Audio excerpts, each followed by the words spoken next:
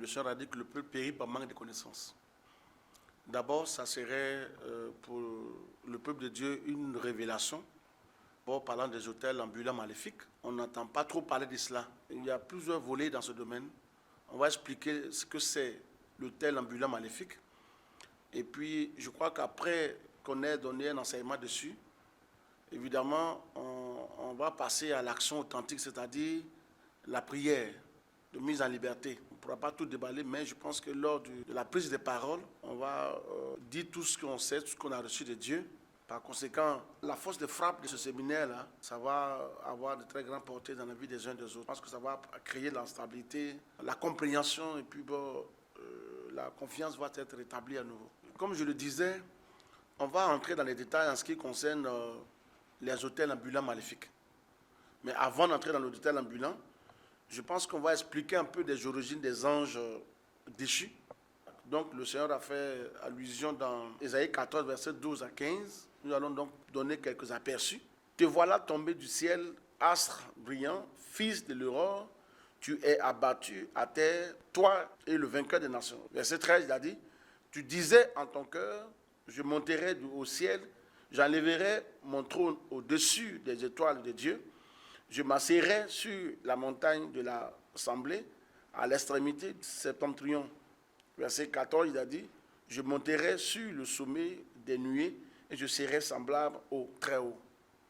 Alors, d'abord, on va détailler ces éléments donc liés aux anges déchus, qui expliquent que c'est des êtres qui existent. Ils ont existé et puis leur chute aussi sera connue. Pour moi, il faut s'attendre à la révélation de la parole. Il faut s'attendre à une ouverture d'esprit, aux différentes exploitations du texte qu'on va y avoir durant ces jours-là. Je vais dire mercredi, jeudi, vendredi, ou théos, ce sera dimanche. Je dis aux autres qu'on a à leur offrir, ils doivent s'attendre à la révélation de la parole. Ils doivent s'attendre également aux différents principes qui sont attachés aux enseignements. On commence à appliquer ces principes-là pour vivre une vie victorieuse. Parlant de l'autel ambulant, je vais donner un texte pour ajouter à cela. Parce que souvent, on a du mal à comprendre ce que c'est un autel ambulant. Dans Matthieu 12, versets 43 à 44, il a dit, « Lorsque l'esprit impur est sorti d'un homme, il va par des lieux arides, cherchant du repos, il n'en trouve point. Alors il dit, je retournerai dans ma maison, où je suis sorti, et quand il arrive, il la trouve vide, balayée et ornée. Il s'en va et il prend avec lui 7 autres esprits plus méchants que lui. Il entre dans la maison, s'y établit, et la dernière condition de cet homme est pire que la première. Il sera de même pour la génération méchante. Alors, pour dire ici, l'élément parle de l'autel ici, c'est-à-dire la maison, c'est la représentation de l'autel. Je dis, je vais retourner là où j'étais.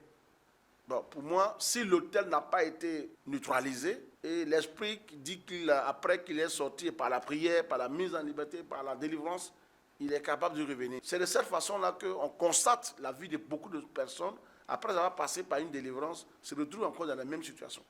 Donc la question est claire, c'est parce qu'il y a quelque chose qui reste à faire.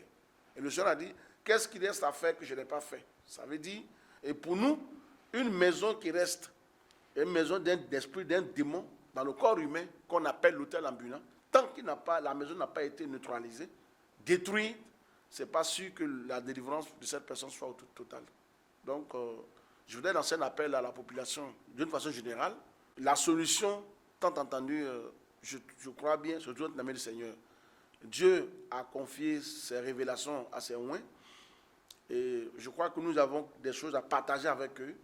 Je leur lance l'appel aux différentes populations afin que l'on vienne prendre part à cet événement-là, tant entendu, pour qu'on puisse leur expliquer ce qui se passe dans leur vie. Il ne s'agit pas d'être chrétien forcément. C'est qu'un chrétien vit, une personne qui n'est pas encore donné sa vie à Christ vit les mêmes choses. On va dire, d'autres religions aussi vivent les mêmes choses, en termes de souffrance, en termes de maladie, de pauvreté, des choses qui n'arrivent pas à se défaire. Or, ils veulent se défaire de cela, mais les moyens manquent. Je pense bien que l'appel est lancé. Ils peuvent venir. Entrer de ce séminaire est gratuit, il n'y a rien à payer pour cela. Premier jour qui est long, le mercredi. Deuxième jour, jeudi. Et vendredi, le troisième, c'est la veillée. Tu vas commencer de 21h à l'aube. Et puis, je pense qu'il faut mieux commencer vite, voir donner tous les détails et puis entrer dans la prière que de venir un peu en retard. Donc je voudrais inviter tous ceux qui m'entendent de loin comme de près, qu'ils se déplacent massivement afin de prendre part à ce moment de prière. Et je pense que Dieu leur a donné rendez-vous pour leur mise en liberté, leur guérison et apporter la solution à tout ce qui est comme problème dans leur vie. Amen. Je voudrais dire à tous mes frères et sœurs de l'église AMJ, partout dans le monde, qui nous suivent en direct, je voudrais d'abord que la bénédiction du Seigneur, qui n'a suivi aucun chagrin, soit leur partage. Et qu'effectivement, Dieu continue de les arroser. Mais en même temps, je voudrais aussi les inviter à suivre les enseignements. Nous pensons que la distance n'est pas un problème avec Dieu. Le fait qu'ils ne sont pas là physiquement n'est pas un problème. Dieu est un Dieu d'esprit. Il agit et il n'a pas de limite. Tous ceux qui nous suivent de loin comme de près, qui nous font confiance, je voudrais prier afin que leur attachement continue d'être concret en nous suivant par tous les moyens, c'est-à-dire que ce soit les différents réseaux sociaux. Je pense qu'on peut se communiquer et nous resterons toujours disponibles à leurs suggestions. Et si jamais il est arrivé qu'ils ont des questions à poser par rapport aux événements, par rapport aux enseignements, je pense que notre service de communication peut avoir des informations et puis nous relayer pour que nous puissions examiner et puis leur donner les réponses qu'il faut. Je voudrais que le Seigneur le bénisse et nous pensons à eux et nous prions que le Seigneur multiplie leur nombre et qu'il les bénisse pour leur détermination et leur engagement dans le nom de Jésus-Christ. Amen.